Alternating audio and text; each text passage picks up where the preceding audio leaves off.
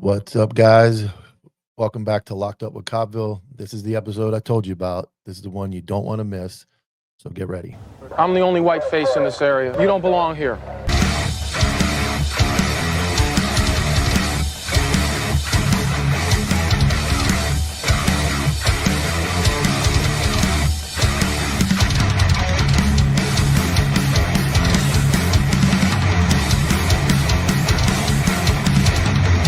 Stop, I'll shoot you in the back!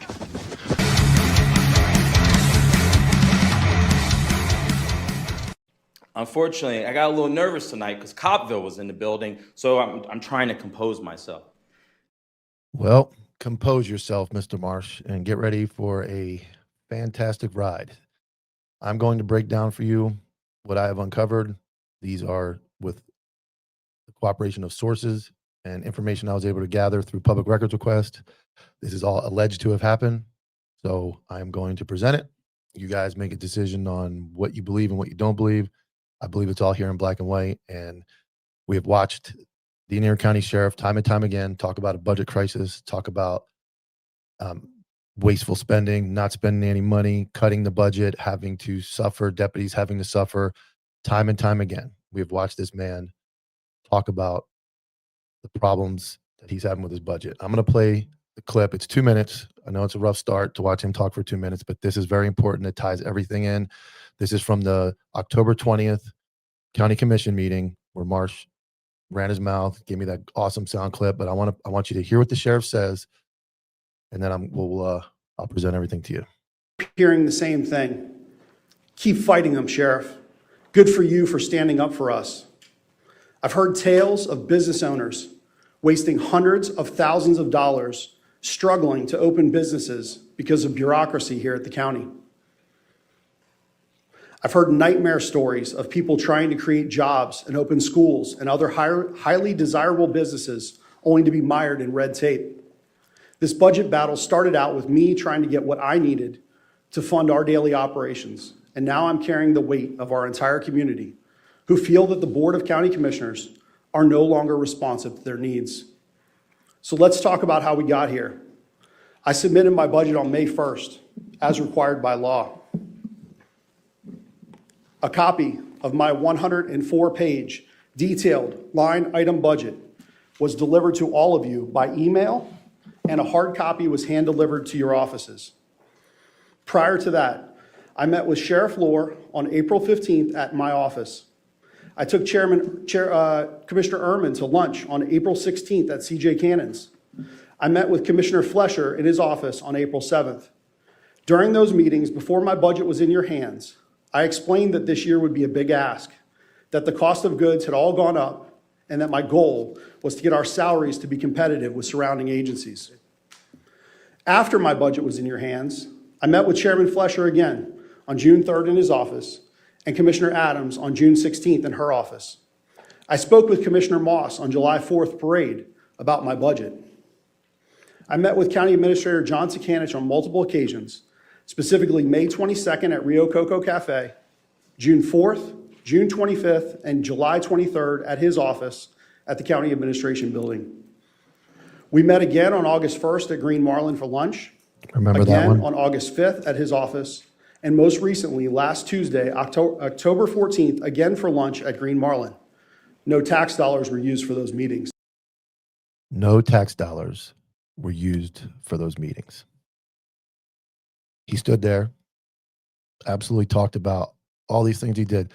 I'll be honest with you. If you're going to go meet with the budget about the budget and try to get it done with good intentions, buy the lunch.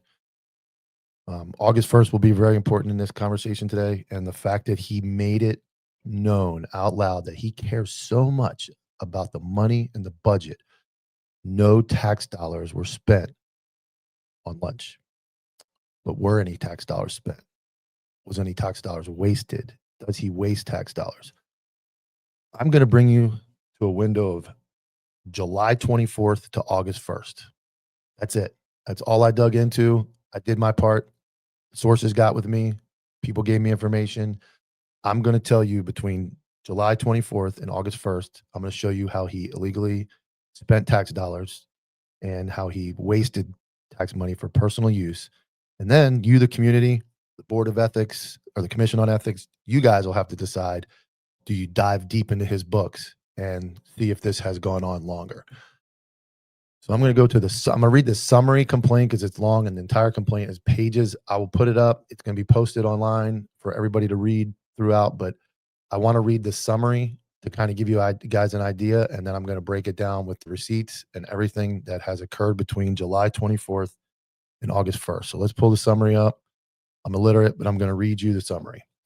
This complaint requests an ethics investigation into alleged misuse of public resources by Acting Sheriff Eric S. Flowers and Captain Cliff Labbe of the Indian River County Sheriff's Office. The allegations involve personal use of taxpayer-funded lodging, vehicles, and fuel during 2 incidents in July and August of 2025.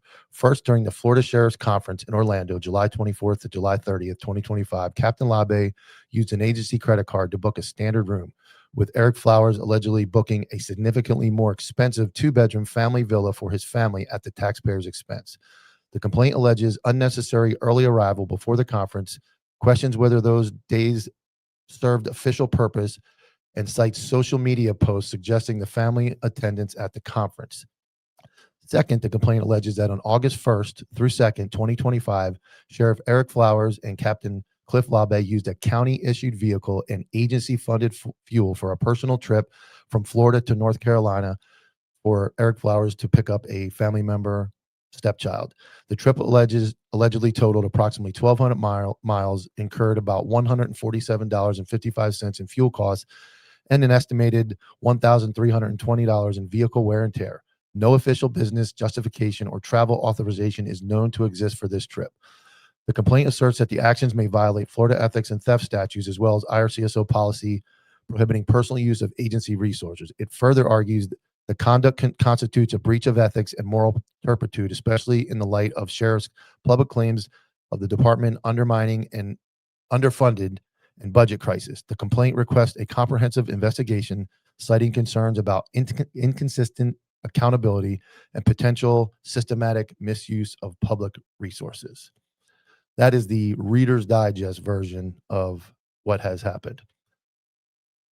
I'm going to go into your specifics. So, July 24th, Cliff Labbe books a hotel. Here it is at the Florida, at the Omni Orlando Champagne's Gate, where the Florida FSA Association meeting was this year. The standard for booking a room, and this I've been to many classes and you out of town, is you book a government rate room and you and your partner, whoever you go with, you guys go stay at a conference. Now, the conference was the 26th through the 30th. As you can see, they arrived the 24th. This is a government, this is booked it through a government tax form because you can see that there's no taxes. There's the room charge, resort fee, but there's no government taxes. Cliff goes 2 days early. My sources tell me the sheriff and Cliff went together 2 days early. That would be normal. That would be me and so-and-so go to a drug class. We go to a school. We go together. SWAT guys go to Roundup, although this year he didn't have the funding to send SWAT to the Roundup, but he had the funding for this. And you go and you stay in the room. You go to the conference. So Cliff, the bodyguard, not a sheriff. This is a Florida Sheriff's Association function. And allegedly Eric go 2 days before the conference starts. And here is your $1,038 receipt for the Omni Orlando Champions Gate. That is where the conference was. So there's $1,038 taxpayer money. But that room only stayed, there's only, that's first 2 nights is the only time Cliff and Eric allegedly have stayed together, because the sheriff's family then comes. And when I say the sheriff's family, I am told not only his wife, which it is common for wives to attend some of these functions, but wife, kids, and allegedly mother-in-law. This is where ethics, community, state attorney, you guys are supposed to do your job and find out the facts. I was presented with this stuff from someone. My sources gave me this information. This is the preliminary. You guys decide. You guys go dig into the books of this small window. But I will take you to Eric Flowers' credit card. So now you see on the 26th, there is a room booked for $409 and all the taxes, because you can't book this room. It's not a government rate for the FSA. An FSA government rate room is what Cliff booked. This is a personal room booked on Eric Flowers' county credit card. So you have $409, $30 of state occupancy tax, 6% county occupancy tax, 1% county assessment, 7.5% RSA state tax, and another couple taxes. That is $409 and change for the 26th, 27th, 28th, 29th, 30th, for a grand total of $1,636. $1,636. Cliff is still there, bodyguard. Sources say playing with the kids at the pool, hanging around. And Sheriff Flowers brings his kids, his family, not his kid, but his now wife's kids, and allegedly her mother-in-law, his mother-in-law. And on your dollar, on your dime, he books this room for $1,636 additional dollars during a budget crisis where we can't eat, we can't feed inmates, we can't feed the dogs, we can't feed anybody. Deputies are dying. So what's the difference in those two rooms? So the room that Cliff books for the 130 is a standard regular room. As indicated in the summary, Sheriff Flowers upgraded himself to a 2-bedroom, kitchen, laundry room villa on the county tax dollars, on your dime.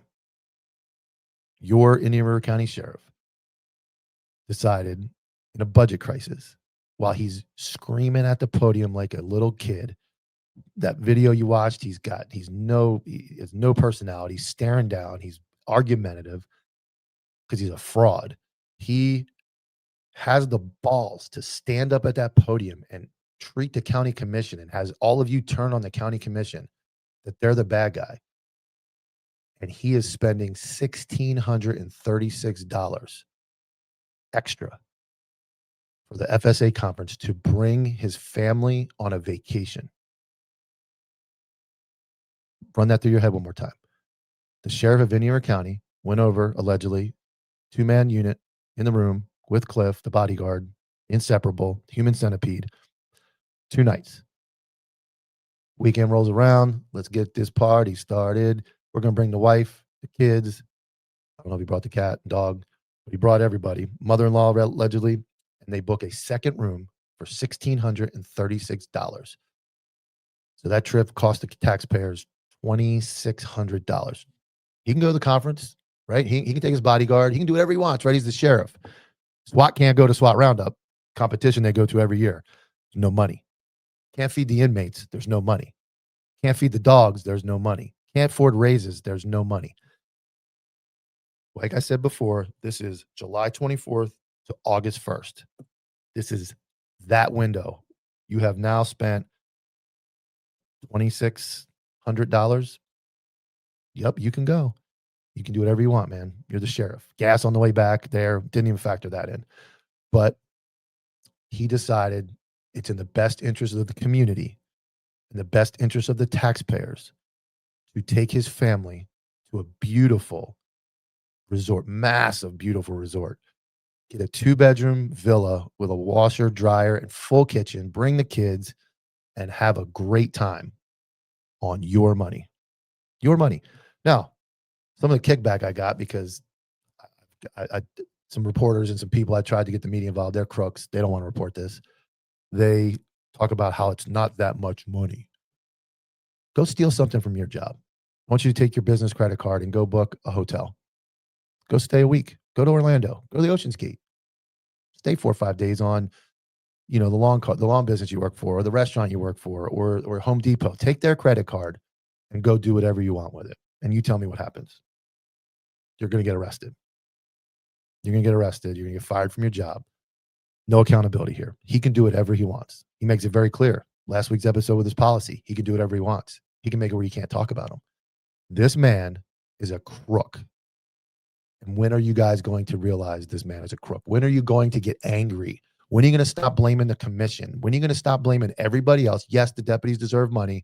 Yes, they deserve to be paid. They deserve to have leadership that is doing what they're expected and treating deputies and holding deputies the same accountability that they're holding themselves to. Any deputy who pulled this stunt would be fired and arrested. You can't do it. I've had a business credit card, company credit card. I've gone on these trips. I can't upgrade my room. He's the sheriff, right? He can do whatever he wants. And you guys give him all that power. Everybody does a lot of things. Oh, the sheriff's great. Yeah, he's great. He's great, all right. In a budget crisis, he goes on a massive vacation in July on your dollar. You can't do that. You can't stand at a podium and brag about lunch money and then go on a vacation, bring your whole family. What other person in the sheriff's office can do that? No one. He decides what he does. He is untouchable in his mind. He is living a lifestyle beyond his means. He can't afford it out of his own pocket. So you guys are funding a lavish lifestyle. This is unethical, criminal, and should be dealt with. I'm just here to present it to you. You guys all decide, send it around, stay quiet, whatever you want to do. I'm not staying quiet. I'm being loud. It's not fair what he's doing. It's not fair how he holds everybody to a standard that he cannot achieve himself. And it's not fair to blow taxpayer dollars when you're standing at a podium acting like a clown, crying about money. You don't go. You don't go to this if you're that broke. You don't spend taxpayer dollars if you're that broke. You don't. Yes, every sheriff is going. You know what you do? You suck it up. You stay with Cliff in the room like you're supposed to. You spend the $130,000. You go to the conference. We can't stop him from going. You do not upgrade your room and bring your family and then take pictures. She posts pictures of them together. Oh, look at us at the FSA. What a great event. Must be nice. Must be nice why deputies are on food stamps, civilians are poor, can't feed the dogs, can't feed the inmates. Must be nice, Mrs. Flowers, to go and spend a week in a villa with your kids, your mom, and the sheriff on everybody else's dime. Must be nice. You guys really did it. You guys are living the dream. Living the dream. So that's one part of it. That is through the 30th.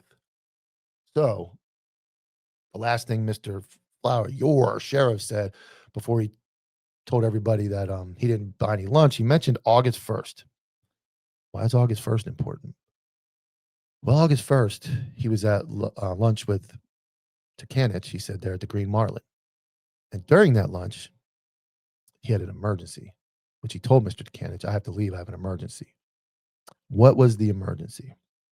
The emergency was, while in Orlando, allegedly, one of his stepchildren flew to North Carolina. And the flight back was canceled. And there were some issues. So he had to go get the kid. Like any good stepdad, let's go get our kid, right? It's a good idea. But how does he do it? What does he do? Well, I'll tell you what he does. He grabs the bodyguard, old Cliff Labbe, the sidekick. You got, the sheriff and his sidekick, like Dukes of Hazzard, Boss Hogg and Roscoe P. Coltrane. That's what I look at him now, the two cowboy hats. You got, they're both about proportionately about the same as those two. So he grabs old Cliff and off we go. We take Cliff's work Tahoe, your vehicle, your county vehicle, and we go to Fayetteville, North Carolina to pick the kids up. How do we know that? Well, here is Cliff Labbe's gas receipt. So you will notice if you start at the bottom on the 1st of August, he uses his agency issued gas card. That's your money. That's your money you spend on fuel to purchase $48.27 of gas. Okay. Then on August 1st, in Richmond Hill, Georgia, your Indiana County tax gas card purchased another $54.77 of gas. Strange. Then your county gas card that belongs to Cliff purchases $40.32 of gas, Cedar Park Road in Fayetteville, North Carolina. And then on the second, on the way home, your Indian River County gas card that belongs to Clifford Labbe purchases $62.25 of gas in Pecan Park Road, Jacksonville, Florida. There's your round trip. Your Indian River County sheriff and his captain, who makes like $1.60, took a brand new Tahoe, assigned to Cliff.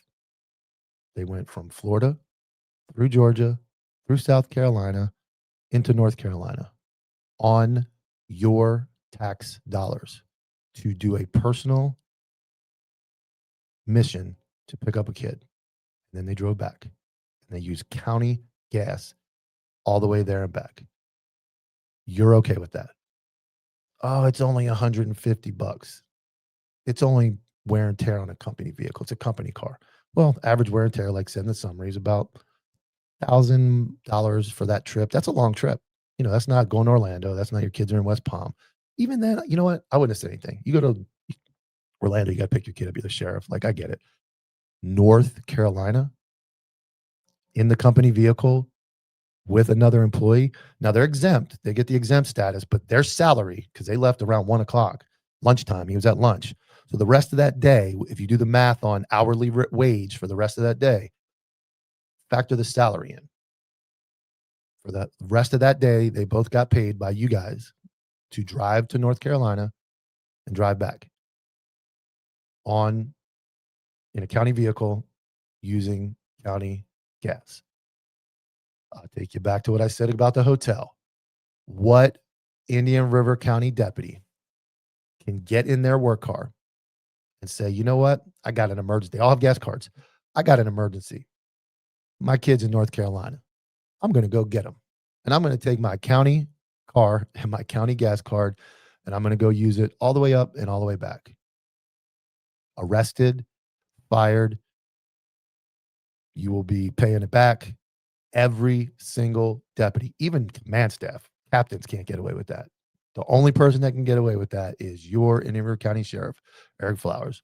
I take you back to the same scenario. You work for Amazon, you work for any of those companies, jump in the car, take the gas card for Amazon or Home Depot or the lawn company or the business, realtor, whatever it is. You work for anybody and do an unofficial, non-business related trip to North Carolina from Florida, 1,000 miles, whatever it is, roughly that, and back, and use the gas in the car, and just, you don't think you would get in trouble. You don't think an average person would be arrested.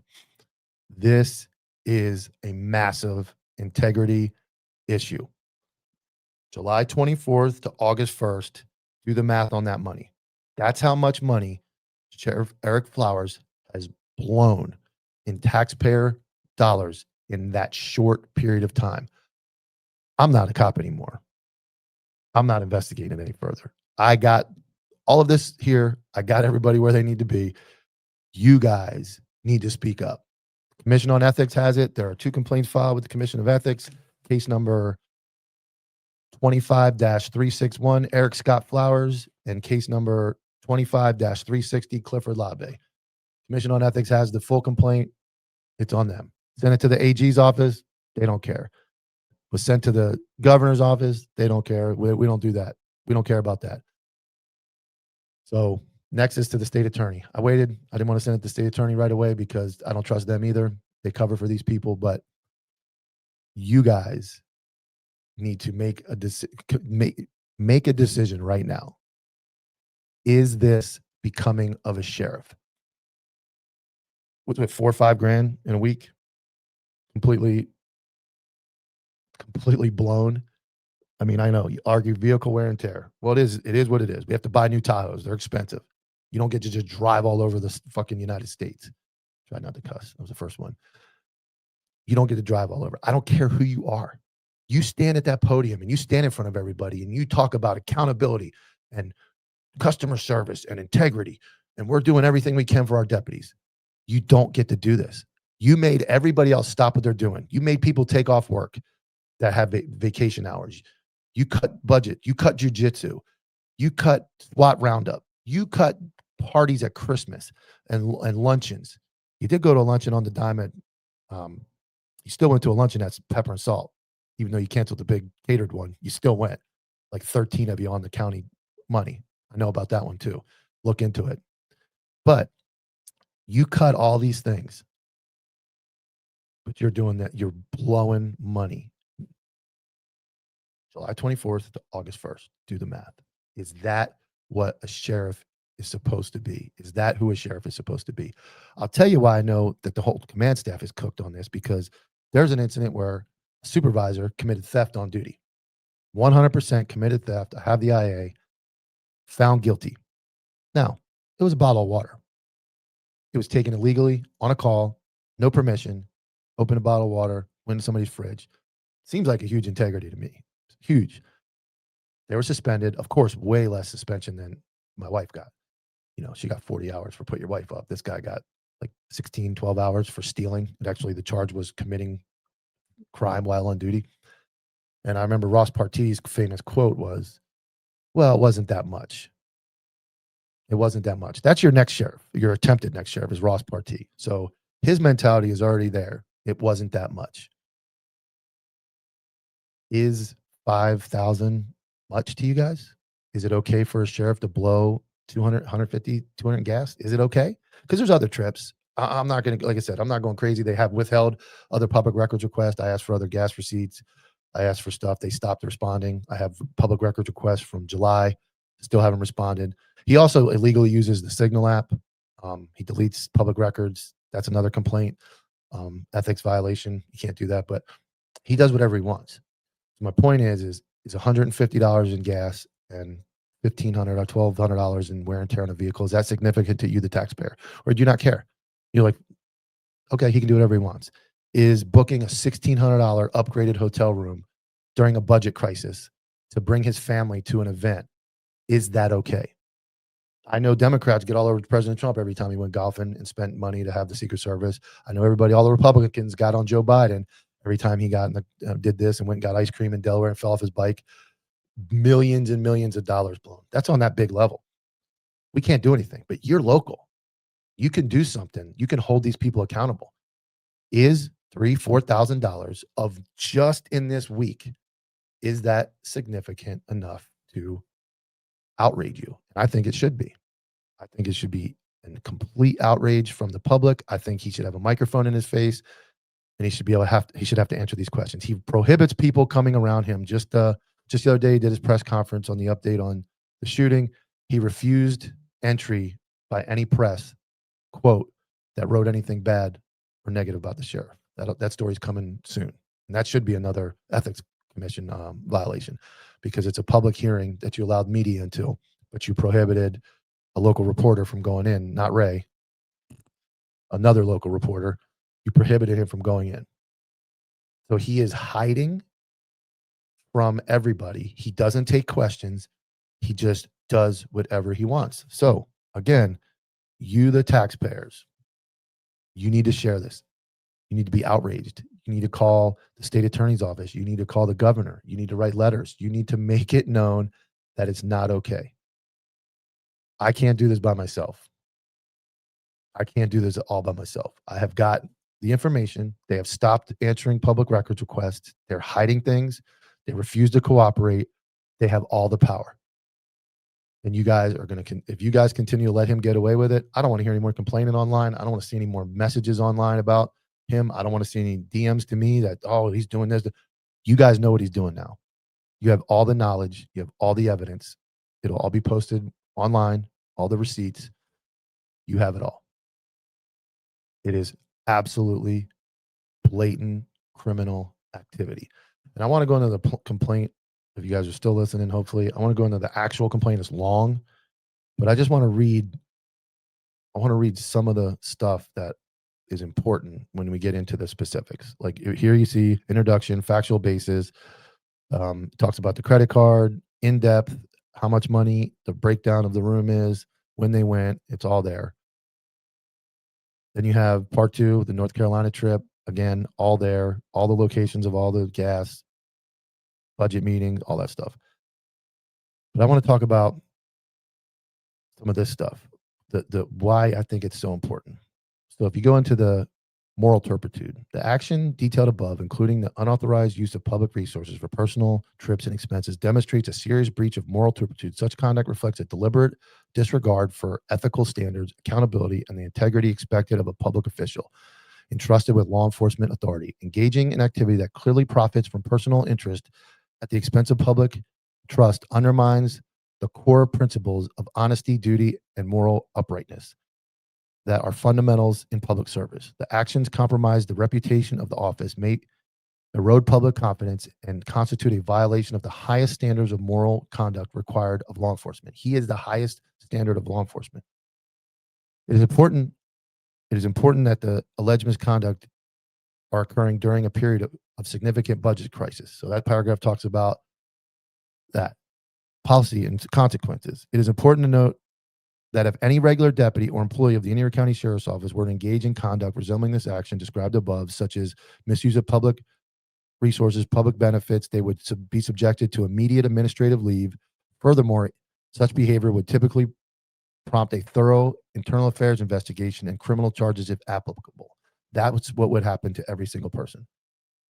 And then there's the summary, and there's everything that I presented to you. So that will be available. That entire complaint will be available online. I'll post it on the Facebook. I can't post it on YouTube. This will be available on YouTube. You guys are already watching on YouTube if you got to this point, but that's it, folks. That's all I got. It's going to take me under 35 minutes to explain to you guys that the Indiana County Sheriff is a criminal. He's a criminal at the core.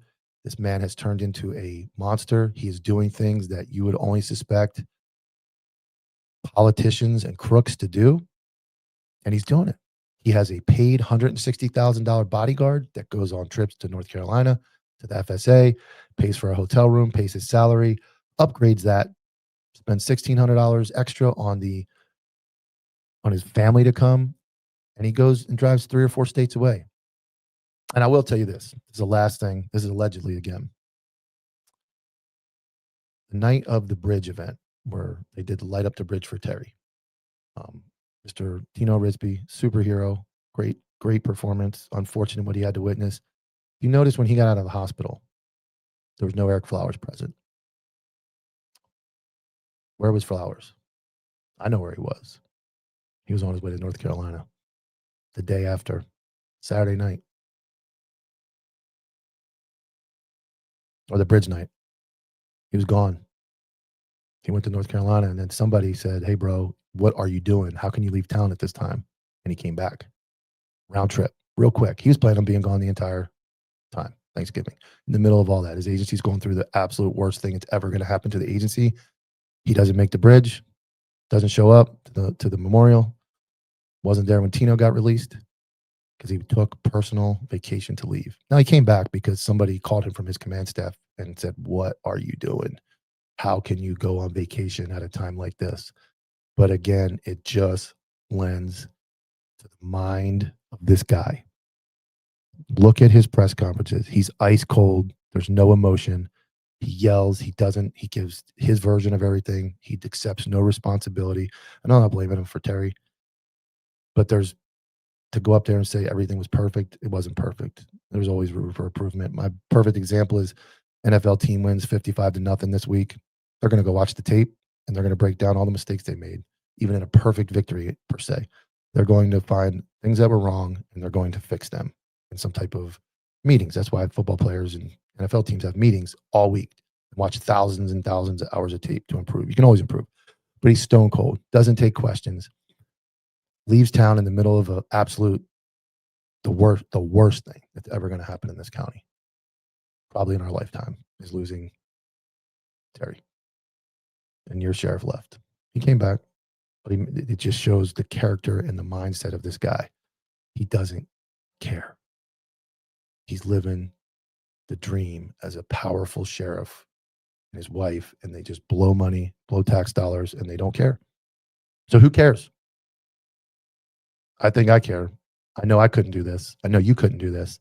I know nobody else on earth besides a politician with too much power could do this.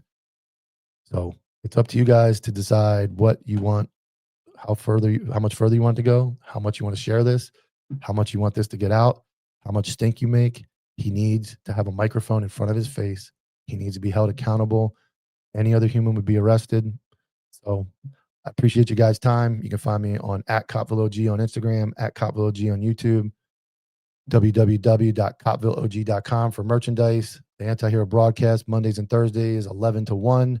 Wednesday nights, Hot Topic with Copville. And of course, every Wednesday, this show drops. I sincerely appreciate you guys' time. And I hope this gets through. I hope you guys understand. And I hope the people that blindly support this guy and think he's a good person can finally see he doesn't care. He only cares about himself. And he's willing to blow your tax dollars during a budget crisis while pimping the deputies out at meetings and making them fight his fight. Thank you. Take care. I'm the only white face in this area. You don't belong here.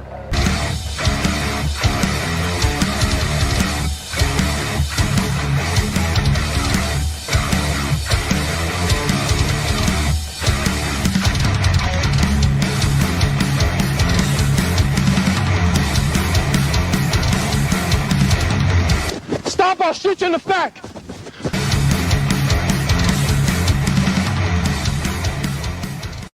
Unfortunately, I got a little nervous tonight because Copville was in the building, so I'm trying to compose myself.